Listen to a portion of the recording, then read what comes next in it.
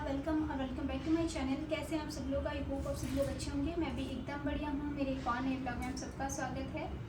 और देखो, जिसको अगर पूरा ऐसे है कि ब्लॉग देखना है जिसमें बहुत कुछ हो रहा है तो आप ये ब्लॉग डेफिनेटली स्किप कर सकते हैं। लेकिन ये ब्लॉग सिर्फ मेरी जर्नी का है, जो यूपीएससी का आप लोग बहुत सारे क्वेश्चन आते हैं, तो ये सिर्फ एक एज अ स्टोरी है। मतलब हाँ, स्टोरी ही मान लीजिए। अब मैं बैठ के यहाँ पर से अपनी स्टोरी बताने वाली हूँ, तो अगर इंटरेस्टेड नहीं हो तो आप जा सकते हैं। तो सुन लीजिए। बहुत सारे जनों ने मुझसे पूछा था कि आपने यूपीएससी अटैम्प्ट दिए हैं क्या। मुझे बहुत सारे लोगों ने क्वेश्चन किया था कि आपने यूपीएससी का एग्ज़ाम जो ये अभी 2025 का हुआ था वो उसमें अपेयर हुए थे क्या, या फिर पहले दिया था क्या, कितने अटैम्प्ट दिए हैं, आपकी जर्नी क्या रही है, आपने कोचिंग ली थी क्या, नहीं ली थी क्या, बुक्स कौन सी यूज़ करते हो। ये सारी चीज़ें मुझसे बहुत बार पूछी गई थी। ठीक है, उसके बाद में हम बात करेंगे कि मैंने यूपीएससी की प्रिपरेशन कब करी थी और उसके बाद में अटैम्प्ट कितने दिए हैं और उसके बाद में क्यों छोड़ दी। ठीक है, मेरी सीनियर सेकेंडरी हुई थी। ठीक है, आर्ट सब्जेक्ट से, जिसमें मेरे पास हिस्ट्री था, पॉलिटिकल साइंस था और फिजिकल एजुकेशन था। ठीक है, उसके बाद में मैंने ग्रेजुएशन में पहले मैंने पास कोर्स लिया था, मतलब बीए पास कोर्स लिया था, जिसमें मैंने हिस्ट्री लिया था, पॉलिटिकल साइंस लिया था और ज्योग्राफी लिया था।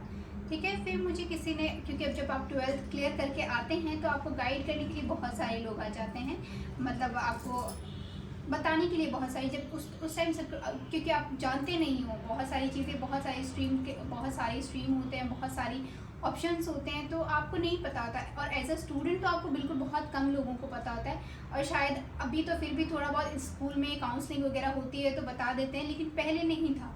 देखिए, आज से अगर आप 10-15 साल पहले देखें तो ऐसा कुछ नहीं था।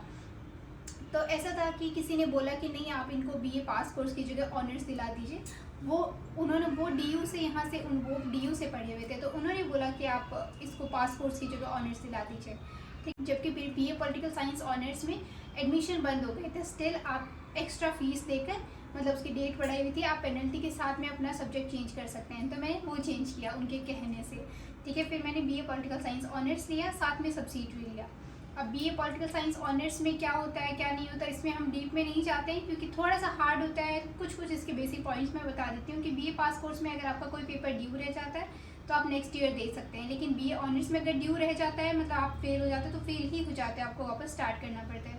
दूसरी चीज़ ऐसे होती है कि जैसे बीए पास कोर्स में आपके पास 3 सब्जेक्ट होते हैं और बीए ऑनर्स में 2 सब्जेक्ट होते हैं, लेकिन पेपर उतने ही होते हैं। लेकिन पेपर जैसे बीए पास कोर्स में 6 होते हैं, बीए ऑनर्स में भी 6 होते हैं। वो कैसे होते हैं, जैसे आपके बीए पास कोर्स में एक सब्जेक्ट के 2 पेपर होते हैं, और बीए ऑनर्स में पॉलिटिकल साइंस जो मेन सब्जेक्ट होता है उसके 4 पेपर हो जाते हैं, और बाकी जो एक सब्जेक्ट सब्सिडियरी में होता है उसके 2 पेपर होते हैं। ऐसे करके 6 पेपर इसके होते हैं, और पास कोर्स में भी 6 पेपर होते हैं। ठीक है, तो ऐसा कुछ, तो ऐसे मैंने बीए पॉलिटिकल साइंस ऑनर्स से ग्रेजुएशन की थी, साथ में मेरी सब्सिडियरी हिस्ट्री था।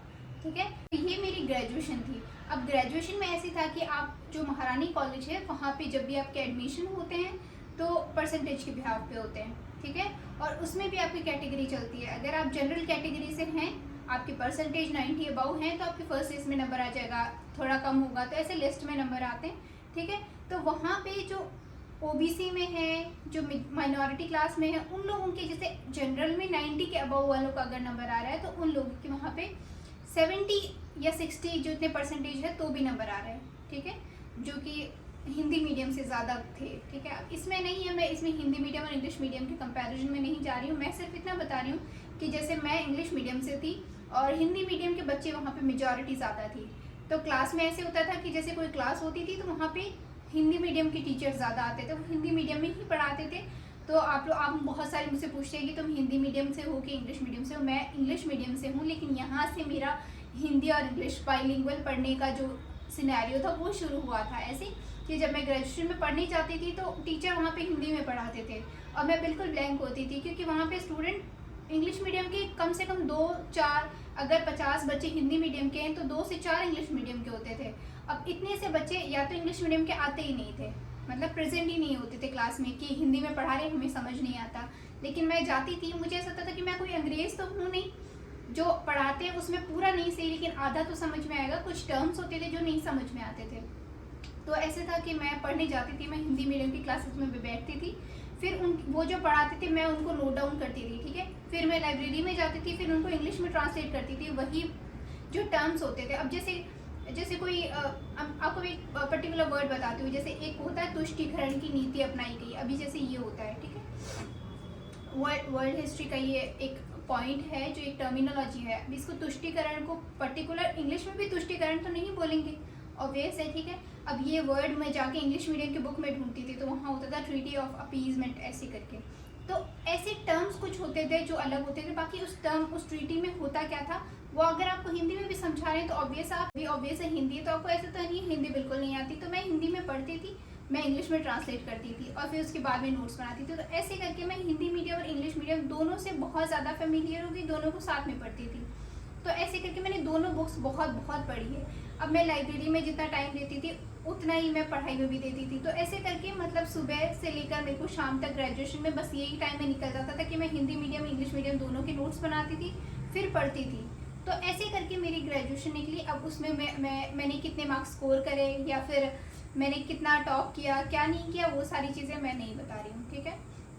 और किया मैंने उसकी एक वीडियो शेयर भी करी थी, तो आप जाके चाहे वो देखें नहीं देखें वो आपकी मर्जी। लेकिन ऐसे मैंने ग्रेजुएशन करी थी। फिर मैंने बीए पॉलिटिकल साइंस से ग्रेजुएशन करी। लेकिन वहाँ पे जब भी टीचर आते थे, कभी मेरी क्लास के बीए पॉलिटिकल साइंस ऑनर्स के टीचर ही नहीं आए थे। मतलब वो आते थे ऐसे देखते थे, एक दो टीचर आए थे, एक दो सब्जेक्ट के जो आते थे ऐसे बोलते थे इंग्लिश मीडियम के कितने बच्चे हैं, एक है दो है, तो 2-3 क्लास लेते और चले जाते थे, आते ही नहीं थे। और 2 सब्जेक्ट के तो बिल्कुल आए ही नहीं, मतलब 3 साल में मैंने कभी सब्जेक्ट टीचर ही नहीं देखे थे। तो ऐसे हाल थे उस कॉलेज में, जो ऐसे बहुत बड़ा नाम होता है लेकिन ऐसा कुछ होता नहीं है, पढ़ना आपको खुद को पड़ता है। तो ऐसे करके मेरी और जिन्होंने मुझे पॉलिटिकल साइंस ऑनर्स दिलवाया था बोल के, उनकी मेरी दूर तक कोई हेल्प नहीं हुई। मतलब मैंने उनको फ़ोन भी किए 1-2 बार, पर उन्होंने बताया चलो वो सब नेगेटिव चीज़ है, उनको छोड़ देते हैं, जैसा भी मेरा ग्रेजुएशन रहा। पर मैंने टॉप किया, मुझे बस इतना सा है कि मैंने बहुत मेहनत करी थी तो मुझे उसका रिजल्ट तो मिल गया।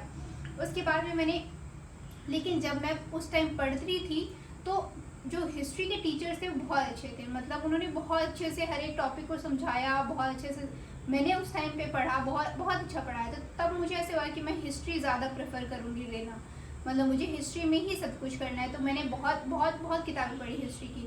उसके बाद मैंने मास्टर्स में हिस्ट्री लिया, ठीक है। और मतलब मेरा 2016 में हो गया था ग्रेजुएशन, 2017 में। और यहाँ पे मुझे पता था कि मुझे एडमिनिस्ट्रेटिव सर्विसेज में ही जाना था, ठीक है। मतलब मैंने ग्रेजुएशन से स्टार्ट कर दी थी अपनी पढ़ाई कि मुझे अगर यूपीएससी करना है तो भी मुझे हिस्ट्री लेना है ऑप्शनल में। तो मैंने हिस्ट्री का ही सब कुछ पढ़ा था। तो ऐसे करके मैंने मास्टर्स में मेरी हिस्ट्री ज्वाइन करी थी, ठीक है। मैंने एमए हिस्ट्री से करा। फिर वहाँ पे मैं मतलब वहाँ पे भी सेम चीज़, हिंदी मीडियम के ज़्यादा बच्चे थे और इंग्लिश मीडियम के कम बच्चे थे। तो ऐसा था कि अब क्योंकि टीचर ऐसे बोलते थे कि ठीक है तुमको हम गाइड कर देंगे, तुमको हम नोट्स या बुक्स बता देंगे, लेकिन हम पूरी क्लास में इंग्लिश मीडियम में नहीं पढ़ा सकते हैं, ऐसा करके, ठीक है। तो ऐसा हुआ, तो मैंने ये तो ज्वाइन कर ली कॉलेज। लेकिन उसके बाद में मुझे ऐसे हुआ कि अगर मैं यूपीएससी की तैयारी करूँगी तो यहाँ पे तो मतलब मेरी फैमिली में कोई भी ज़्यादा इतना पढ़ा लिखा नहीं था, मतलब। और इस फील्ड में तो कोई भी नहीं गया था कि आपको यूपीएससी करनी है या एडमिनिस्ट्रेटिव सर्विसेज में जाना, तो कोई भी नहीं था। मुझे दूर तक गाइड करने वाला ही कोई नहीं था। अभी जैसे ना मेरे पास, और सबसे बड़ी बात जो बहुत लोग बोलते हैं कि आप सोशल मीडिया से दूर रहो, फ़ोन से दूर रहो, ठीक है, और तो आप क्लियर कर लोगे। अभी तक जब तक मैंने ग्रेजुएशन करी थी मेरे पास फ़ोन नहीं था, ठीक है। मैंने फ़ोन ख़रीदा ही नहीं था। मेरी ग्रेजुएशन हुई तब तक मेरे पास एंड्रॉयड छोड़िए, मेरे पास कीपैड फ़ोन भी नहीं था। मैंने कभी फ़ोन नहीं लिया, मैं ऐसे ही पढ़ती थी, ठीक है। उसके लाइब्रेरी से ही पढ़ती थी मैं, बुक से ज़्यादा पढ़ती थी। मैंने कभी ऑनलाइन क्लासेस नहीं ली थी ग्रेजुएशन तक। उसके बाद में मैंने मास्टर्स फ़ोन लिया था, ठीक है। और उसके बाद मैंने यूपीएससी की, मतलब मुझे नहीं पता कैसे क्या तैयारी करनी थी, मैंने ऑनलाइन। उसके बाद में मुझे किसी ने ऐसे बोला कि आप वहाँ दिल्ली में जाके तैयारी कर सकते हो। वहाँ पे कोई फ्रेंड थी, उसने बताया था कि वो उसकी फैमिली में किसी ने यूपीएससी क्लियर किया है, उन्होंने दिल्ली से कोचिंग करी थी, उनको गाइडेंस अच्छी मिली थी, ऐसा करके। तो मैंने बहुत रिक्वेस्ट करी पापा जी से। और टू बी वेरी ऑनेस्ट उस टाइम फाइनेंशियल स्टेटस इतना अच्छा नहीं था। अब तो चलो भगवान की दया से सब ठीक है, लेकिन उस टाइम इतना अच्छा नहीं था। तो ऐसे था कि पापा जी ने सोचा कि नहीं क्या करोगी, ऐसे बहुत बार मना किया, लेकिन फिर वो मान गए थे, ठीक है। उसके बाद में उन्होंने मुझे भेजा कोचिंग दिल्ली में। साइमल्टेनियसली मेरा मास्टर्स चल रहा था, क्योंकि मुझे टीचर्स ने बोला था ठीक है तुम वहाँ कोचिंग करो, तुम जब सेमेस्टर हो तब देने आ जाना, इंटरनल्स हो तब देने आ जाना, सिर्फ 2 दिन होते हैं, मतलब ऑफ लेकर आ जाना, उसके बाद में तो वापस चली जाना। तो ऐसे करके मैंने अपनी कोचिंग साथ में करी थी और एमए साथ में करी थी। जब मैंने एमए करी थी उस टाइम मेरी एज इतनी नहीं हुई थी कि मैं यूपीएससी अटेम्प्ट कर सकूं। मतलब जब मैंने कोचिंग करी थी तो मैंने तैयारी करी वहाँ पे 1 साल पूरी, जितने मतलब जब मेरा हुआ उस साल जिस साल मैंने कोचिंग करी थी उस साल मैंने अटैम्प्ट नहीं दिया था क्योंकि मेरी एज नहीं हुई थी। फिर नेक्स्ट ईयर मैंने अटैम्प्ट दिया था।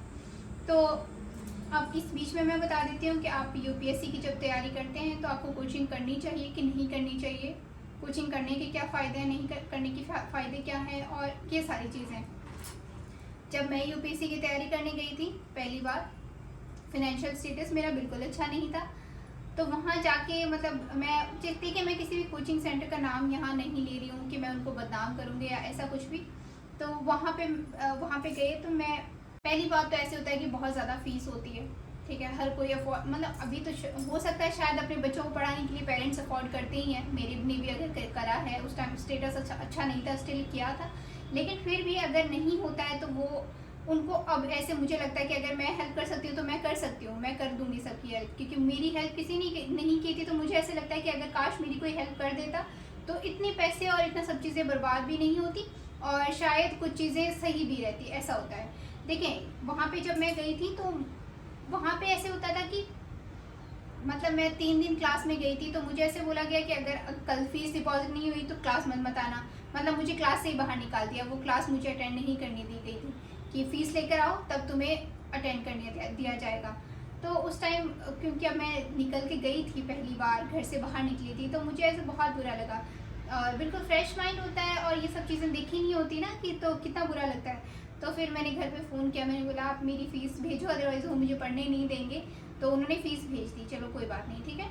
फिर वो मुझे फोर्स करने लगे कि वहाँ पे ज़्यादातर जो मेरा बैच था उसमें साइंस बैकग्राउंड से ज़्यादा थे, जो बीटेक करे हुए थे या बीएससी करे हुए थे ऐसे। तो उन लोगों ने उन लोगों की फील्ड बिल्कुल अलग थी, ठीक है। उनको अगर कोचिंग वालों ने बोला कि आप पब्लिक एड में सीट्स ज़्यादा होती है या फिर उसमें आपका ऑप्शन ज़्यादा होता है कि हाँ आपकी सिलेक्शन ज़्यादा हो जाएंगे, ईजी होता है, ऐसे करके उनको गाइड किया गया। तो उनको ऐसे लगा कि ठीक है अगर ये बोल रहे हैं तो पब्लिक एड ठीक होगा, ठीक है। तो वहाँ पे जितने भी ज़्यादातर बच्चे थे वो बीटेक से थे, तो उन्होंने अपना ऑप्शनल पब्लिक एड ले लिया, ठीक है। और फिर मुझे, क्योंकि अब मेरा तो हिस्ट्री था ना, मुझे हिस्ट्री ही लेना था, वहाँ पे पब्लिक एड के ही टीचर अवेलेबल थे। तो मुझे बोला कि नहीं आप पब्लिक एड लो। मैंने बोला नहीं मुझे लेना ही नहीं है पब्लिक एड, आप मुझे ज़बरदस्ती क्यों दिला रहे हैं जब मुझे लेना ही नहीं है वहाँ पे पब्लिक एड। तो उन्होंने बोला कि ठीक है फिर कोचिंग छोड़ के चली जाओ। तो मैंने बोला सर ऐसे तो नहीं है कि मैं कोचिंग छोड़, मैंने बोला कि आप, लेकिन हाँ उन्होंने बोला कोचिंग छोड़ के चली जाओ और फीस लेकिन फ़ीस वापस रिफ़ंड नहीं होगी। तो मैंने बोला ये तो कौन सी बात हो गई है। बहुत ज़्यादा माथापच्ची करने के बाद में मैंने उनको बोला कि मुझे आप जो उसका फाउंडेशन कोर्स है वो करवा दीजिए, मुझे ऑप्शनल नहीं लेना है, ऑप्शनल मैं कहीं और से ट्राई कर लूँगी, ऐसा करके।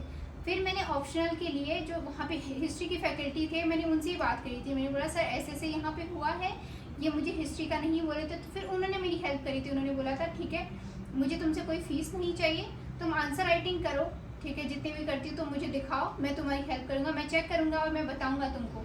तो अच्छे लोग वहाँ पे थे तो उन्होंने मेरी उस टाइम हेल्प करी थी। फिर मैंने बहुत आंसर राइटिंग करी थी, उनको दिखाई भी थी। तो उस टाइम मेरी ऑप्शनल के ऐसे तैयारी हुई थी, ठीक है। उसके बाद में ऐसा था कि तो अब आप जो लोग पूछते हो कि कोचिंग जाने का फ़ायदा क्या हुआ, कोचिंग जाने का इतना फ़ायदा होता है कि जिसकी स्ट्रीम बिल्कुल अलग होती है, मतलब जैसे जो आर्ट्स बैकग्राउंड से नहीं होते, जो ह्यूमैनिटीज़ बैकग्राउंड से नहीं होते, उनको ऐसे होता है कि वो सिलेबस क्या होता है, बेसिक्स क्या होता है, बेसिक्स की जो गाइडेंस होती है, हिस्ट्री का बैकग्राउंड, पॉलिटी का बैकग्राउंड, ज्योग्राफी का, ये सारी बैकग्राउंड वो सीख सकते हैं, बेसिक्स सीख सकते हैं, कहाँ से कितना पढ़ना है वो सीख सकते हैं, ठीक है। और एक कंसिस्टेंसी जो होती है कि आप 6 से 7 घंटे कंटिन्यू पढ़ रहे हैं वो सीख सकते हैं, पर्टिकुलर पॉइंट्स के नोट्स आपको मिल जाते हैं। तो ये सारी चीज़ें के फ़ायदे होते हैं, ठीक है। और अगर आपका आर्ट्स बैकग्राउंड है, जैसे मेरा आर्ट्स बैकग्राउंड था, तो मुझे सिर्फ एक फ़ायदा हुआ कि मैं 6 घंटे कंटिन्यू कंसिस्टेंसी के साथ पढ़ती थी, 6 घंटे या 8 घंटे वहाँ पढ़ती थी। उसके बाद में मैं घर आके फिर, क्योंकि वो वापस टेस्ट लेते थे या फिर रिवीजन होता था या फिर वो वापस पूछेंगे तो उसका वो सब, तो उसके चक्कर में आप उस डर से, उस प्रेशर से आप पढ़ते जाते हैं। तो ज़्यादा मतलब उस टाइम ऐसा होता था कि टाइम कम पड़ रहा है, सिलेबस ज़्यादा हो रहा है, या फिर पढ़ना आपका मन कर रहा है लेकिन आपके पास टाइम नहीं है, तो ऐसा सा कुछ चलता था। तो ये होता है कि अगर आप कोचिंग में जाएंगे तो आप सिर्फ इतना, अगर आप साइंस बैकग्राउंड से है, बीकॉम से हैं, तो आप बेशक गाइडेंस के लिए जाएं, ठीक है। लेकिन ऐसा सोच के नहीं जाए कि वहाँ कुछ अलग पढ़ाया जाएगा या आपको कोई दूसरा गाइड, पहले नहीं थे इतना इतना प्लेटफॉर्म भी नहीं था और इतनी हाइप भी नहीं थी यूपीएससी की, लेकिन अब बहुत ज़्यादा हो गया है। तो अब सोर्सेज भी बहुत ज़्यादा हो गए, आपको मार्केट में बहुत सारे रिसोर्सेज मिल जाएंगे। मतलब आपको जितने बड़े से बड़े कोचिंग के नोट्स चाहिए वो सारे दिल्ली मार्केट में मुखर्जी नगर में पूरा अवेलेबल होते हैं, ठीक है। आप वहाँ से जाके ले सकते हैं, फिर उसके बाद में आप सेल्फ स्टडी कर सकते हैं, क्योंकि नोट्स में से ही वो पढ़ाते हैं। बस आपको एक बेसिक गाइडेंस की ज़रूरत होती है कि आपको कैसे क्या पढ़ना आता है, वो ज़रूरी होता है, ठीक है। मैं पढ़ती थी, मतलब मैं आपको बताती हूँ, मतलब मैंने जब 1 साल मतलब 8-9 महीने मेरी कोचिंग चली थी, उसके बाद में मैं वहीं रही थी, मैंने पढ़ाई की थी। वो ऐसे करी थी कि जब कोचिंग हुई थी तब तो चलो ठीक है कि मेरा नॉर्मल रूटीन होता था, सुबह 8 से लेकर 2:30 बजे तक क्लासेस होती थी। उसके बाद में मुझे खुद पढ़ना होता था, उसके बाद में टेस्ट रिविजन, ऐसे करके मतलब हो जाती थी 12-13 घंटे पढ़ाई। लेकिन जब कोचिंग बंद हो गई उसके बाद में मैंने कंटिन्यू वहीं पढ़ाई कंटिन्यू करी थी। तो मैं सुबह 6 बजे जाती थी लाइब्रेरी में, मतलब लाइब्रेरी जाती थी, फिर बीच में एक बार खाना खाने आती थी, फिर लाइब्रेरी जाती थी, ऐसे करके मैं 6 से रात को 3 बजे तक पढ़ती थी।